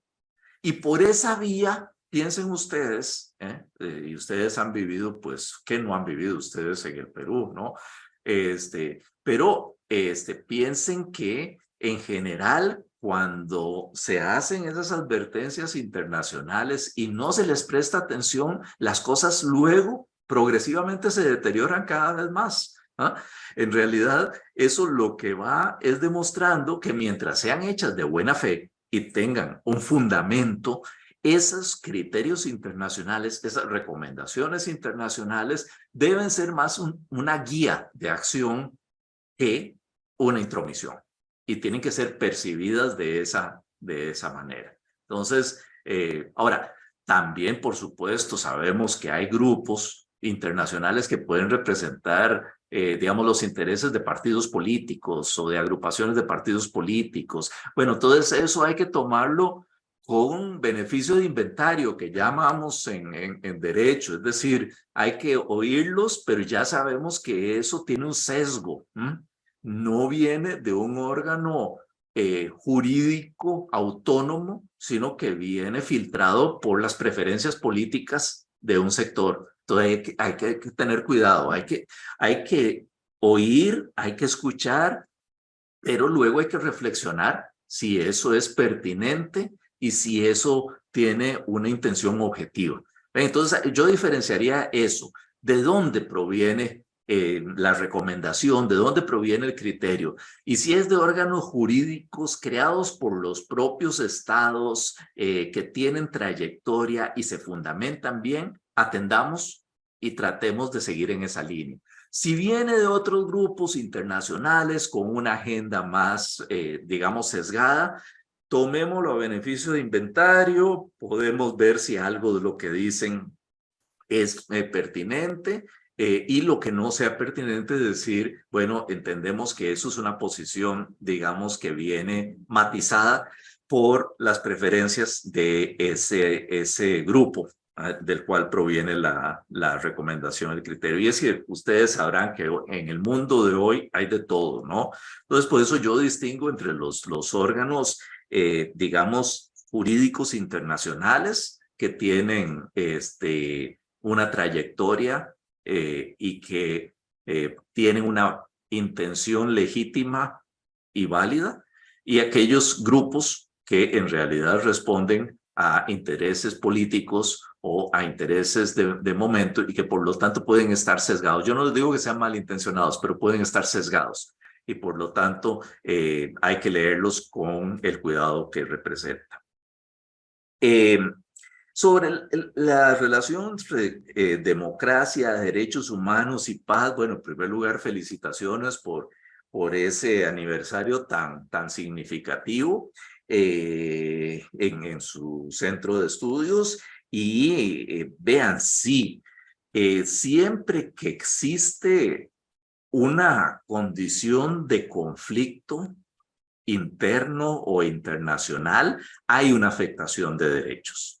Y dentro de la afectación de derechos, indudablemente se vuelve todavía más difícil que podamos llegar a una plenitud de derechos políticos.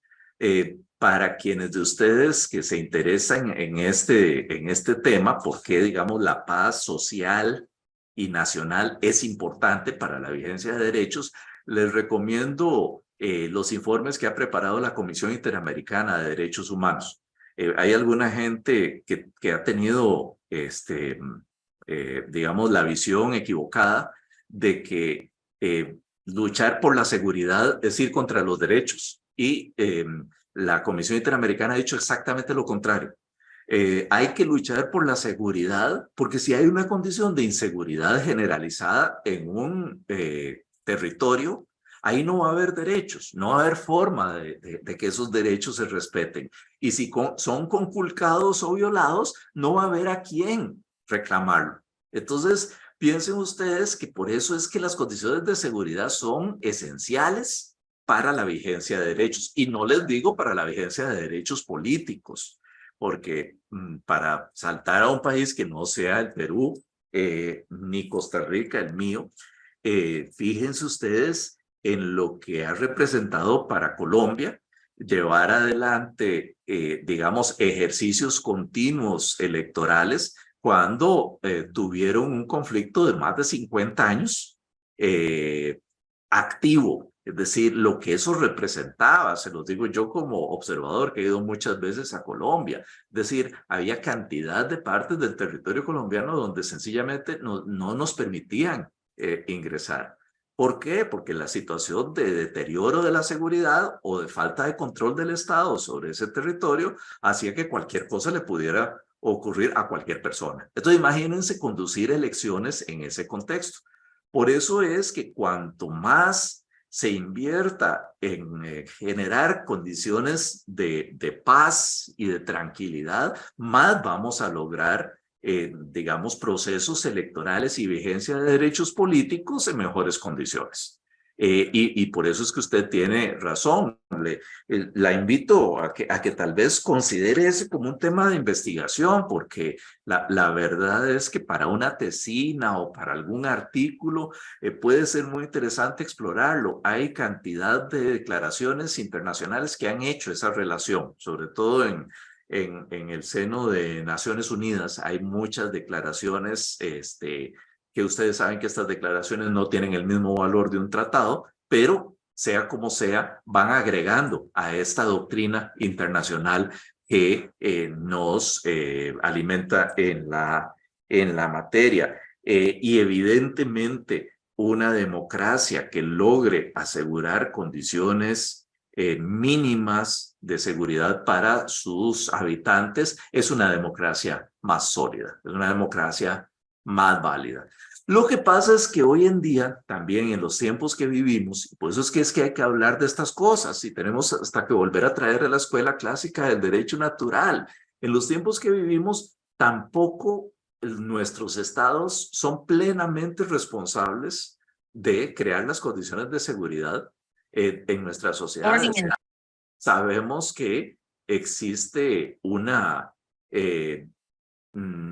digamos, organización delincuencial nacional e internacional que hace que sea a veces muy difícil controlar territorios, partes de nuestros estados en donde los poderes fácticos vinculados a la delincuencia internacional pesan.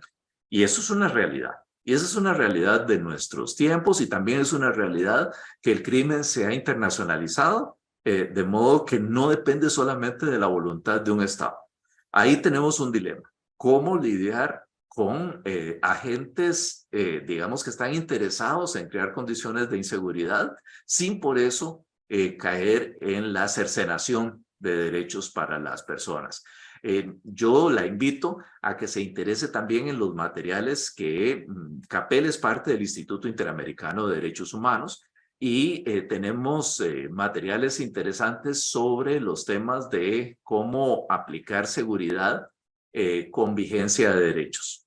Vean que la experiencia, digamos, reciente de América Latina nos ha demostrado también que cuando se aplica, digamos, el uso de la fuerza y no se respetan estándares internacionales, no solamente no se logra reconstruir la paz, sino que se vulneran los derechos de las personas involucradas. Existe una forma, y vean, nosotros hemos trabajado mucho con fuerzas de seguridad, uno de nuestros grandes orgullos es, digamos, trabajar con la Policía de Investigaciones de Chile, que es uno de los cuerpos más profesionales del continente, y quienes están convencidos en discurso y tratan de traducirlo a la práctica de que es posible ser muy eficaces en la seguridad sin por eso dañar los derechos de las personas. Muy a menudo es casi una excusa eso de que hay que violar derechos para proteger la seguridad. Y termina siendo además una mala forma de proteger la seguridad porque la justicia a la larga, nacional o internacional, termina pronunciándose y deslegitimando esas operaciones. Pero como le digo, eso que le devuelvo es como mi comentario a su comentario, porque es materia que usted podría interesarse en hacer alguna investigación sobre los temas de la relación paz, seguridad, democracia legítima o genuina. Yo la invito a que profundice en eso. Y finalmente sobre la democracia de ejercicio en el gobierno.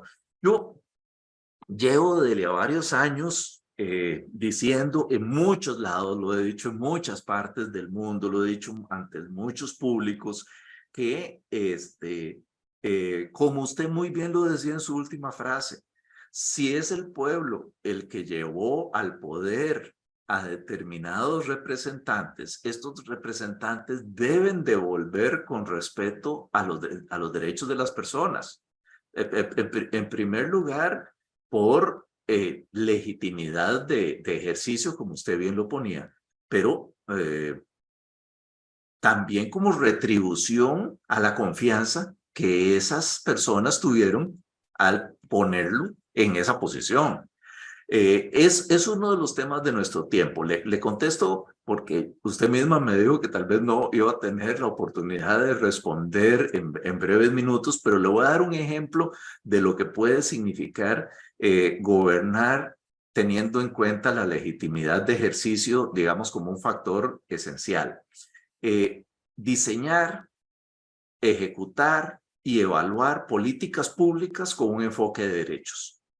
Y eso que viera qué difícil, cómo nos cuesta convencer a las administraciones en nuestros países de hacerlo, pero si ustedes se ponen a pensar, es la razón de ser de las políticas públicas. Las políticas públicas no existen porque haya un presupuesto. Las políticas públicas no existen porque haya un problema. Las políticas públicas tienen que existir para mejorar el disfrute de los derechos de la población en todas las áreas.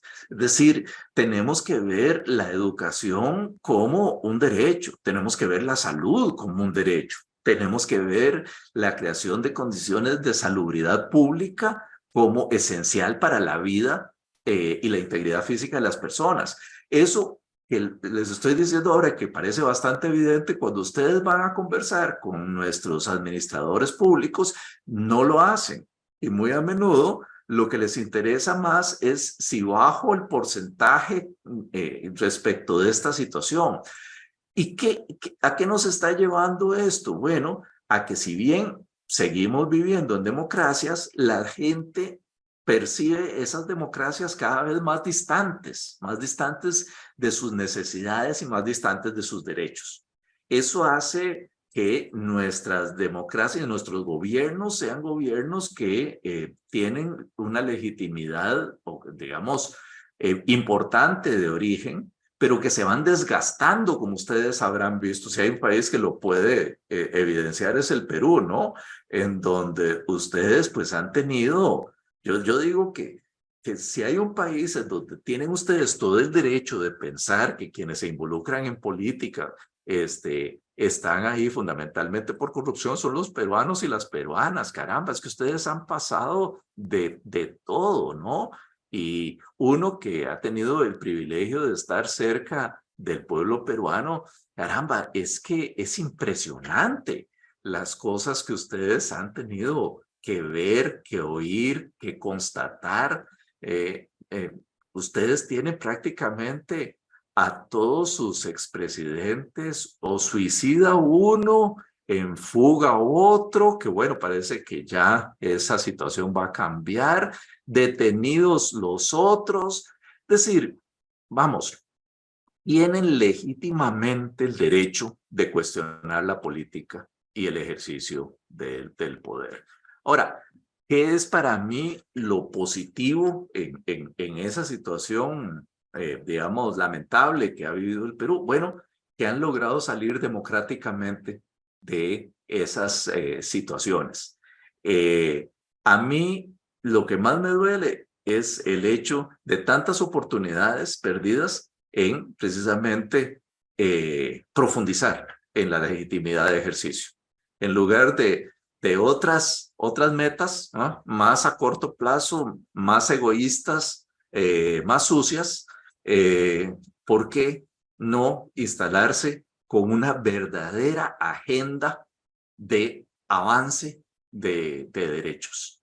Y es que no es utópico, porque la verdad es que el poder no encuentra justificación en sí mismo.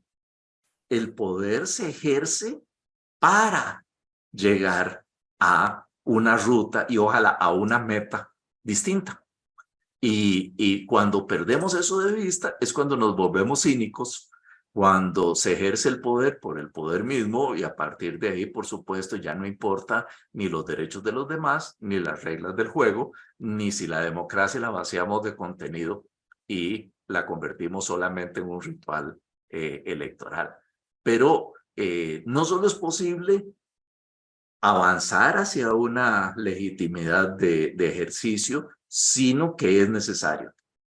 Esa es algo de lo que a mí me gusta del parlamentarismo, Delia, porque en los regímenes parlamentarios sí hay una mayor posibilidad de estar controlando cómo se ejerce el poder, y si hay mucha desviación de los fines originales, ponerle fin a ese gobierno. Bueno, ustedes en el Perú no han necesitado tener un régimen parlamentario para ponerle fin a más de un mandato. Vean lo que está pasando en Ecuador, en donde, digamos, ha sido precisamente un diferendo entre el Congreso y el presidente lo que ha llevado a disolver. Ecuador es lo más parecido a un régimen parlamentario en América Latina. El Congreso y convocar a elecciones. Vamos a ver si eso pues hace salir a Ecuador de la relativa crisis en la que ha entrado. Pero como le digo, yo empezaría por pedirle a nuestras administraciones municipales, provinciales, nacionales, que diseñen, ejecuten y evalúen políticas públicas con enfoque de derechos. Y eso es algo que sí es muy concreto, en lo que sí ya hay experiencias, digamos, interesantes que pueden ser aplicadas a diferentes realidades, y ya por lo menos también lleva al poder hacia un rumbo, digamos, de legitimidad de ejercicio. Pero claro, usted tiene todo el derecho a dudar de cualquiera de estas expresiones si quienes llegan al poder lo que llegan es con una agenda de enriquecerse o una agenda de responder a intereses de quienes, digamos, más contribuyeron para su campaña, o si sencillamente lo que siempre soñó es el poder por el poder mismo, y en América Latina, lamentablemente, eso lo tenemos y lo tenemos abundantemente. Pero tenemos que seguir insistiendo en que una democracia no es democracia si se aleja de la legitimidad de ejercicio. Y bueno, empecemos por las políticas públicas, por lo menos. ¿Alguien más? ¿Alguna planteamiento más? No, bueno, yo sé que es viernes y probablemente también, como decimos aquí en Costa Rica, es viernes y el cuerpo lo sabe, y eso siempre nos pasa una factura. Me va a dar mucho gusto que nos encontremos nuevamente el martes. Ahí vamos a hablar de qué ha dicho ya los órganos. O sea, no lo que dicen los textos, sino lo que han dicho los órganos en casos concretos.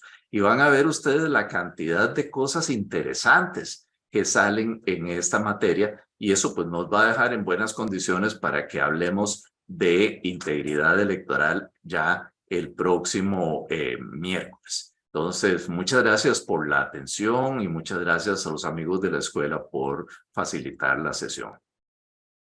Muchas gracias a usted, doctor. Muchas gracias a todos y todas los participantes. Muchas gracias por las preguntas, sobre todo, que han estado muy interesantes, y que nos inviten este fin de semana a reflexionar sobre justamente la calidad de nuestra democracia, ¿no? Y lo importante que es pensar en políticas públicas y en seguir dándole a lo que ya tenemos ganado, ¿no? Que ha costado bastante.